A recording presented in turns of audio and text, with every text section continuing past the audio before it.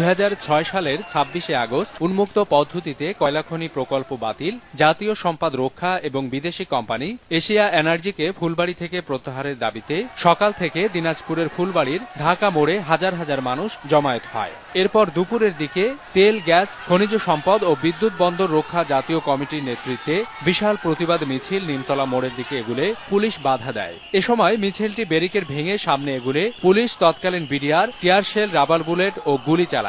এতে নিহত হয় আল আমিন, সালেকিন ও তরিকুল। আহত হয় শতাধিক আন্দোলনকারী। এখনো ফুলবাড়ীবাসী মনে করে প্রয়োজনে আবার আন্দোলন হবে, কিন্তু কয়লা খনি হতে দেবে না।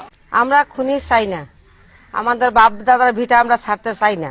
আমাদের শরীরে এক বিন্দু রক্ত থাকা সত্ত্বে আমরা ফুলবাড়ীতে কয়লা খনি হতে দেব না। ফুলবাড়ির মানুষের, স্থানীয় মানুষের এক দফা এক দাবি, ফুলবাড়িতে কয়লা খনি চায় না। প্রয়োজন হলে আবার জীবন দিয়ে হলেও ফুলবাড়িতে যাতে কয়লা খনি না হয় তার জীবন দিয়েও চেষ্টা করবে। এ অবস্থায় আগামীতে 6 দফা চুক্তি বাস্তবায়নের দাবি তুলেছেন ফুলবাড়ী বাঁচাও আন্দোলনের এই নেতা।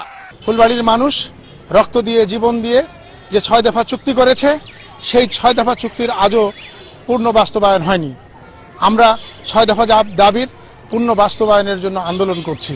দেশের কোথাও উন্মুক্ত পদ্ধতিতে কয়লা উত্তোলন করা হলে প্রয়োজনে আবারও আন্দোলন হবে বলে হুঁশিয়ারি করেন এই নেতা। অনতিবিলম্বে এই আন্দোলনকারী যে 19 জন নেতাকর্মীর নামে মিথ্যা মামলা, সেটা প্রত্যাহারের দাবি জানাচ্ছি।